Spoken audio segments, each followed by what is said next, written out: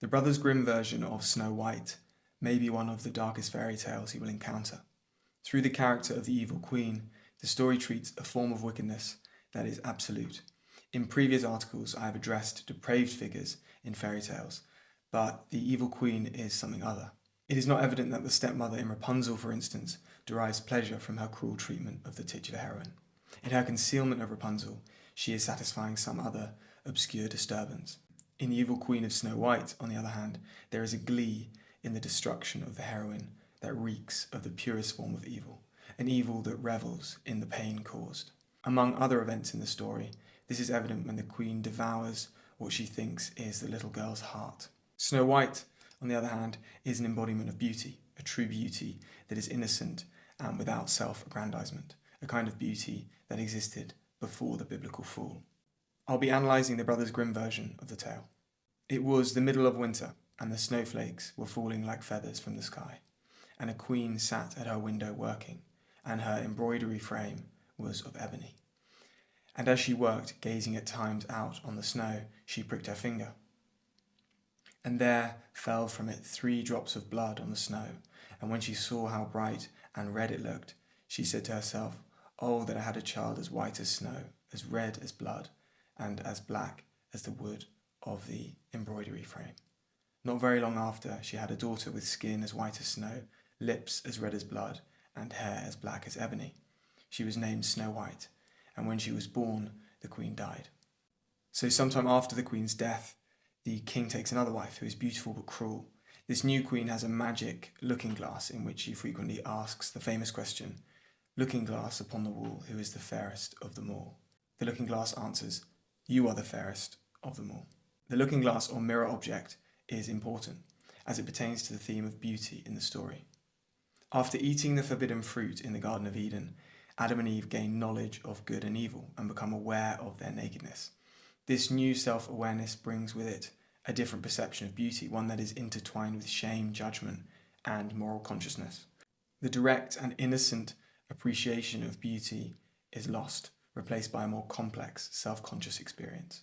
In the evil queen's case, this self-consciousness has led to deep narcissism, compounded by her repeated checks in the mirror and relentless desire for the mirror's reassurance.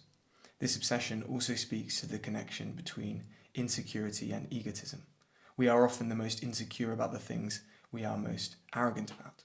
In another domain, for instance, frequently asserting one's intellectual superiority and dismissing the opinions of others may reveal an implicit worry about being exposed as less intelligent. As she grows up, Snow White becomes far more beautiful than the queen. One day, the mirror's response to the queen's question changes. Snow White is fairer than you. The queen is filled with rage. Envy and pride, like ill weeds, grew in her heart higher every day, until she had no peace, day or night. At last she sent for a huntsman and said, "Take the child out into the woods, so that I may set eyes on her no more.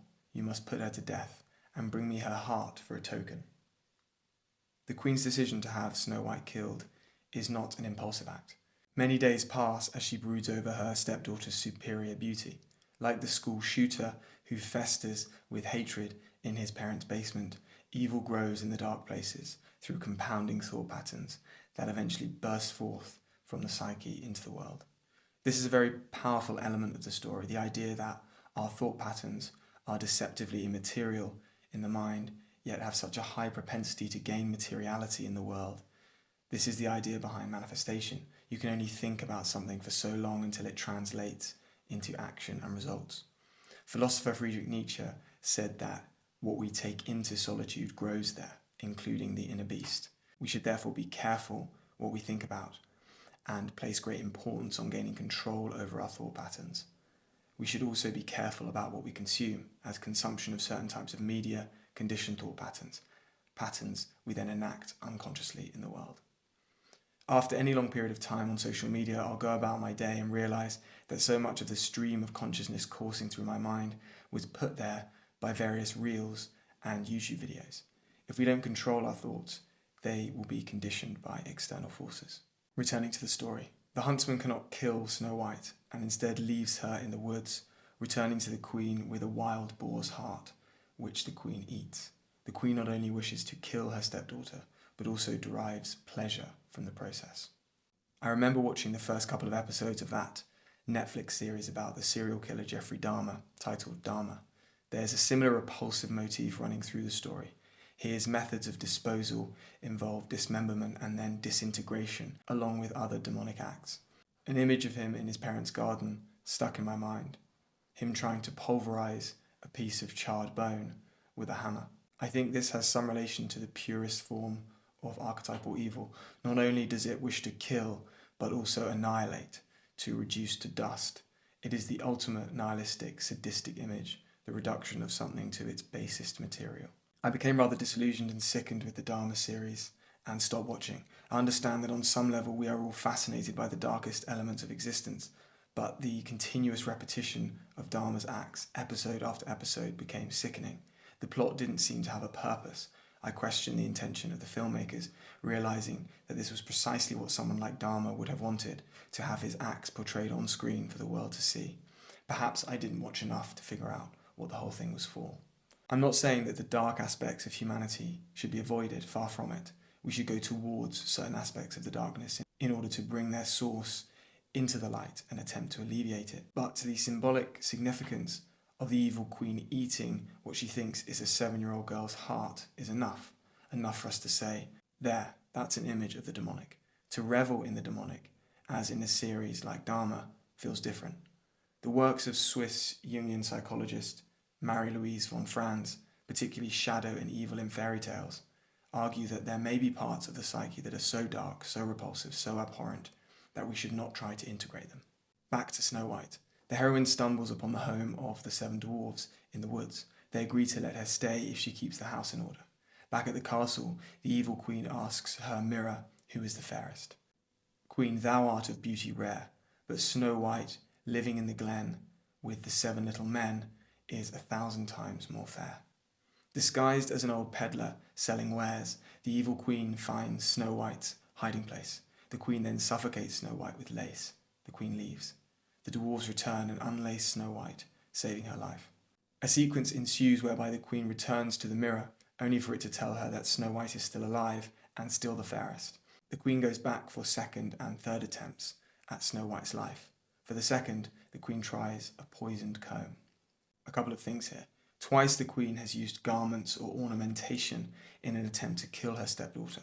Each time the queen cites Snow White's beauty and the possibility of greater beauty if she accepts the ornaments, the silk and the comb. But why is this? Snow White is already the fairest of them all. She doesn't need ornamentation to make her more beautiful.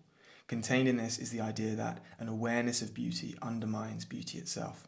Similarly, not being aware of beauty, i.e. being innocent of one's beauty, increases beauty. This again is intimately tied with the fall of man, the idea that self-awareness coincides with the loss of innocence and moral purity. The queen is self-obsessed. She pores over her image in the mirror. She may be beautiful, but her obsessive awareness of this beauty destroys it. In this way, she tries to bring Snow White down to her own narcissistic level by adorning her with garments and trinkets. By encouraging Snow White to pay more attention to her beauty, she reduces it. Each time Snow White accepts one of these gifts, she suffers a literal fall to the ground.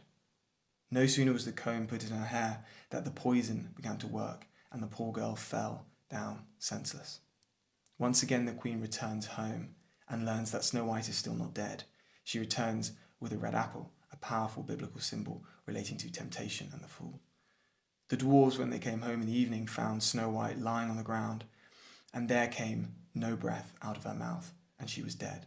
They lifted her up, sought if anything poisonous was to be found, cut her laces, combed her hair, washed her with water and wine, but all was of no avail. The poor child was dead and remained dead.